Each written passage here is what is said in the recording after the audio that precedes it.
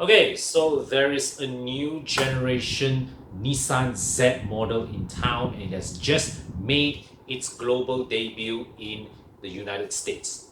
So the Z car lineage dates back to 1969. They started off with the 240Z, looks inspired by the Jaguar E-Type, of course, and they carried on with the 260Z, 280ZX, the 300ZX, 350Z, and most recently the 370Z.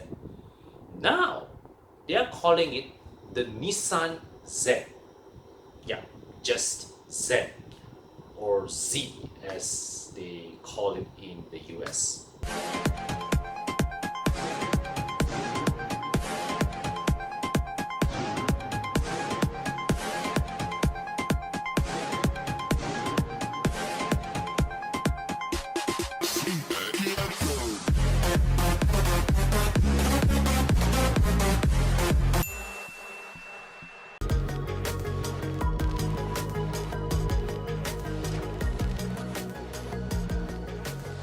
Marvelous.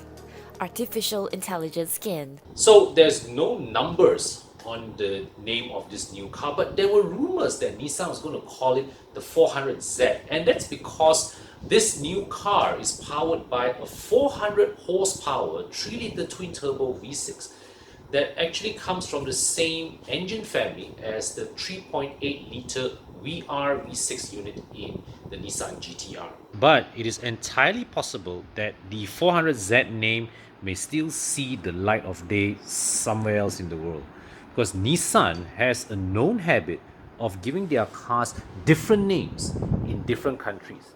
The Nissan Z is what it's launched in the United States, and they've already said they'll be calling it the Fairlady Z in Japan. So really, who knows what this car will be called in other markets around the world. So first impressions, past Z cars from the 300Z onwards tended to have very forward-thinking designs. They looked like cars from the future right at the time of their launch. This new one, however, makes a clear effort to head down the path of nostalgia in its design direction, doing its very best to call up impressions of its predecessors. Now, you see at the front, there's a clear attempt to pay tribute to the old 240Z with the round headlights, although I'm not particularly sure about the straight rectangular grille, to be honest. The net result actually looks more like a new Toyota 86 than any preceding Z car to my eyes. The rear, however, is where I really have to take my hats off to Nissan, because it is a bang on reinterpretation of the Z32 300ZX tail for the 21st century. And it sits well with the car's proportions, which you see is constrained by the use of a carryover platform.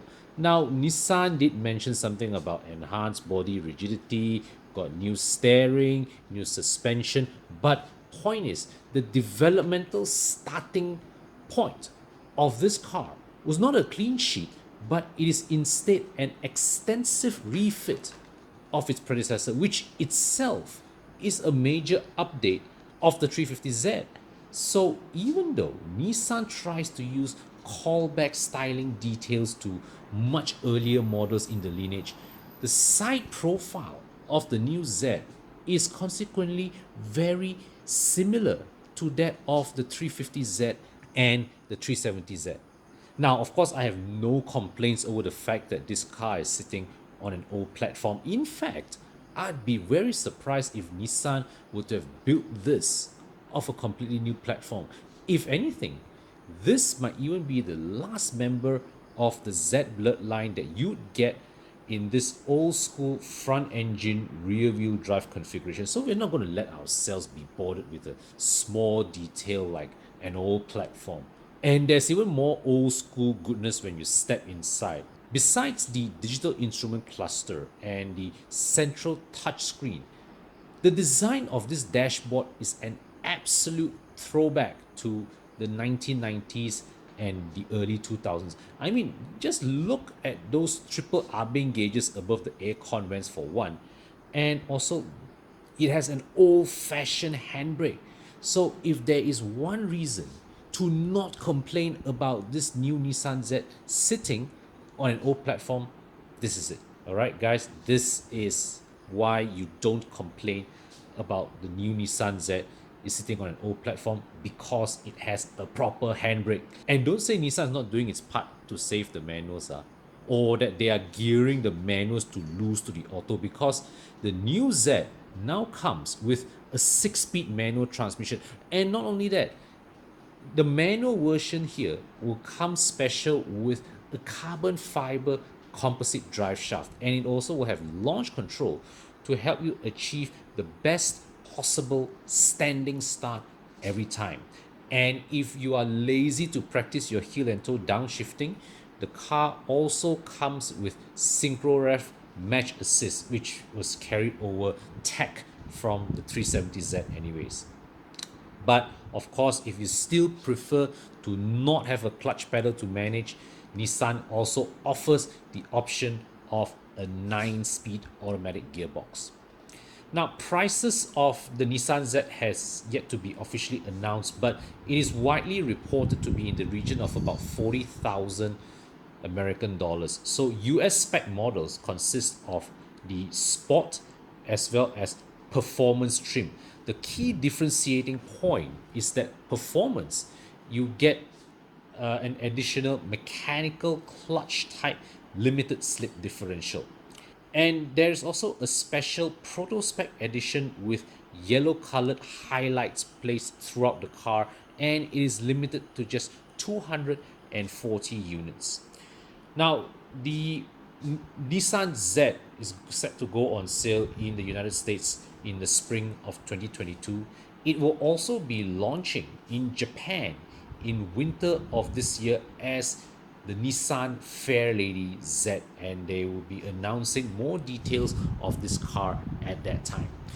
Okay, guys, so let me know what you think of the new Nissan Z in the comment section below. Personally, this is a car I am very happy to see from Nissan. The fact that it's built off an aging platform, to me, it further adds to the old school charm of the car, complete with manual transmission, good old fashioned handbrake. Both these things, fast disappearing from modern cars. So, guys, really cherish this car, because chances are Nissan is unlikely to make another one beyond this. Alright, so anyways, thanks for watching, guys. If you enjoyed this video, do help me by liking it, subscribe to my channel if you have not done so. Go check out the channels of my other aurizn teammates as well. Follow us on Facebook, Instagram and TikTok. Join us also on club.evolmalaysia.com, where we bring you offers and benefits such as Evo Club Insurance to help you save 40% off your next car insurance renewal, Evo Club Extended Warranty to give you an additional 1-year peace of mind ownership for your used car. And now, of course, we have the Evo Club Fire Extinguisher, for which we are organizing a pre-order campaign. Retail price for one of these is 220 ringgit per piece, but we are selling them in a pair for 360 ringgit. Only in a pair. Why? Because we want you to buy one for yourself and give your loved one the other one to keep them safe. Okay, so take care, guys. Stay safe out there, and I'll see you in the next video or another one of our live feeds. All right.